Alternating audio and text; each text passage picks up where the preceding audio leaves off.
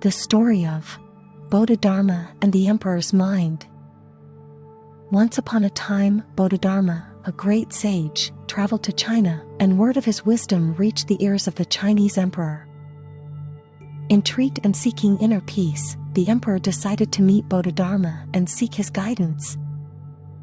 Upon meeting Bodhidharma, the emperor expressed his uneasiness and disturbance of mind.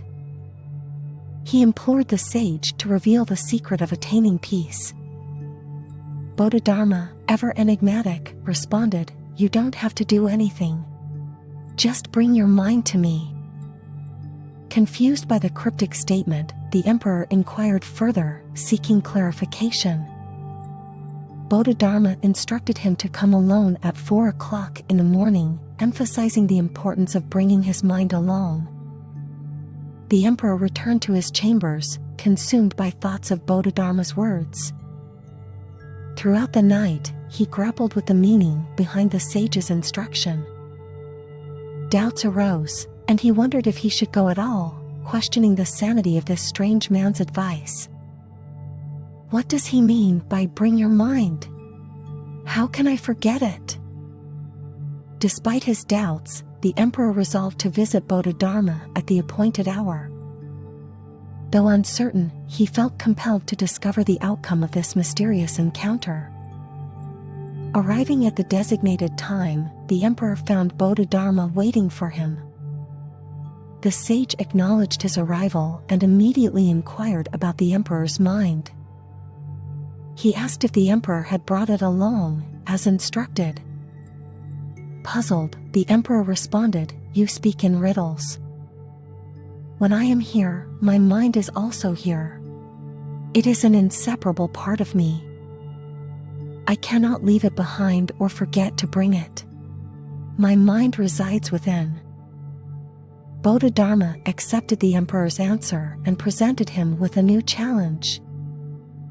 He asked the emperor to close his eyes and search for his mind, promising that if he found it, Bodhidharma would grant it peace. The emperor, willing to embark on this quest, shut his eyes and delved into deep introspection. He searched diligently, looking for the elusive entity called the mind. The more he sought, the more he realized that the mind was not a tangible object. It was not something he could pinpoint or grasp. It revealed itself to be merely an ever-changing activity, ceaselessly flowing. In the midst of his exploration, a profound realization washed over the emperor's being. The very absurdity of his pursuit became evident. If the mind was merely an activity, an ever-shifting process, then there was no need to attempt to manipulate or control it. Opening his eyes, the emperor humbly bowed before Bodhidharma, acknowledging his newfound understanding. He confessed, "There is no mind to be found." Bodhidharma, pleased with the emperor's realization, responded with serene assurance, "Then I have put it at peace."